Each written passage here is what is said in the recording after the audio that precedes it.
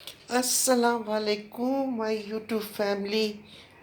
आज मैं आपके सामने बहुत दिनों के बाद रूबरू होने जा रही हूँ और कुछ ऐसी बातें हैं इंडिया के यूट्यूबर्स के बारे में।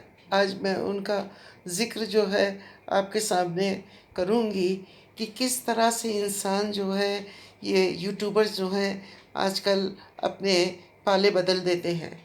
किस तरह से वो देखते हैं कि किस तरह से उनका व्यूवरशिप बढ़ेगा, उसी हिसाब से वो अपने दोस्त, अपने दुश्मन को दोस्त बना लेते हैं। यही हाल पंजाबी मॉम यूएसए का था, जो 2 साल गालियाँ अलीवीर को देती गई। 2 साल तक अलीवीर को गालियाँ दे रही थी। नसरुल्ला को, उनके हुमैरा के बहनोई नसरुल्ला नाम है क्या है, उनको वो गाली दे रही थी। और सडन एक दिन में हम लोग क्या देखते हैं कि यूएसए मॉम जो थी, यूएसए पंजाबी मॉम, वो अलीवीर एंड गैंग की बहुत बड़ी जो थी, वो दोस्त बन चुकी थी, उनकी हमदर्द और उनकी साथी बन चुकी थी। ये भूल कर के उनके साथ काफ़ी लोग, हज़ारों यूट्यूबर उनकी आवाज़ साथ मिलकर उनको अपना एक तरह से लीडर बना चुके थे। लेकिन 1 मिनट में उन्होंने सब कुछ जो था वो ख़त्म करके, और वो जस्ट अपने व्यूअरशिप के लिए उन्होंने अपना हाथ मर्च कर लिया। गालियाँ खाई अलीवीर की, वो जाहिद ने इनको चप्पलें दिखवाई बच्चों के हाथ से, इन्होंने सब कुछ बर्दाश्त कर लिया। अली ने जूते दिखाए, वो भी इन्होंने बर्दाश्त किया। सारे जितने लोगों ने इनको गालियाँ दी थी, जाहिद ने इनको खुलेआम गालियाँ दी थी, अब तुम्हारा ख़त्म हो चुका है पंजाबी मोह, सब कुछ भूल के उन्होंने दोस्ती का हाथ बढ़ा लिया। और फिर वो अब क्या करें, अब तो टॉपिक था नहीं, तो अब इन्होंने सितारा यासीन और सलमान यासीन ये घरों में घुसते हैं। ये देखा हम लोग ने कि ये लोग घरों में घुसते हैं।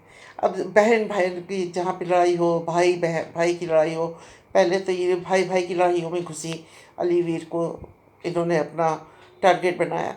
अब सितारा के फेवर में इन्होंने स्टार्ट कर दिया। ये बैठी है यूएसए में बैठी है, ना इनको पाकिस्तान का इल्म है, ना पाकिस्तान में इन्होंने शायद 2-4 साल से विज़िट किया है कि नहीं किया नहीं मालूम है।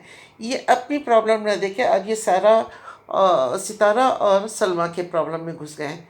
ना इनको मालूम है, ना ये उस जगह पे जाकर उन्होंने सर्वे किया, ना खुद जाकर पता लगाया कि हम इसकी सच्चाई क्या है, लेकिन शुरू हो गई।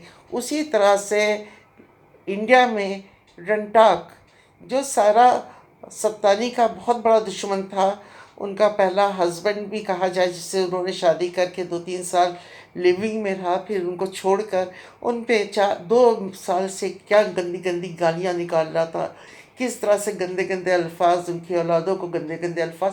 दुनिया की जितनी भी गलाजत शर्म आती है अपने अल्फाज निकालने के लिए, उस शख्स ने अपनी बीवी और अपने बच्चों पे लगाने के बाद कल क्या देख रहे हैं, रनटाक जो है उनको अपनी दूसरी बीवी बता रहा है कि मेरी बीवी के फेवर में बात कर रहा है। जो शख्स अपनी बीवी को गालियाँ, बदनाम, उसके करैक्टर को उछाल चुका था, आज वो उनके फेवर में बात कर रहा। तो इंसान का किरदार पे अफसोस होता है कि यूट्यूब और पैसे और डॉलर की वजह से लोगों ने अपने अपने किरदार से जो है वो एक तरह से समझौता, जो वर्ड कहता है, कंप्रोमाइज़ कर लिया।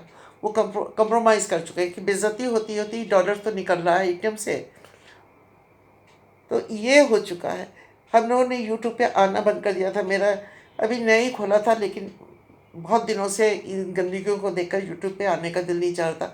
लेकिन आज मैं सारा सत्तानी को ये बताना चाह रही हूँ कि सारा सत्तानी, ये शख्स ने आपके बेटे को जितना बदनाम किया है, आपको दुनिया में रुसवा किया, कहीं का नहीं छोड़ा। चोर से लेकर, करेक्टर से लेकर, बार डांसर से लेकर, और अपने बेटों के साथ आपका रिश्ता बनाने के बाद भी ये आदमी जब भी आपको अपनी मेरी बीवी बोल रहा था, मेरी वाइफ बोल रहा था, तो आपने उसके ऊपर क्यों नहीं दूसरा व्लॉग बनाया, क्यों नहीं इस उम्र में बनाया। इस उम्र में तो आप जिस उम्र से गुजरी है उम्र, अपने बच्चों को सेटल करिए, सुपर में रहिए। जो भी आज आपके पास है अपनी इज़्ज़त को बचा के रखिए, क्योंकि इज़्ज़त बहुत मुश्किल से आती है।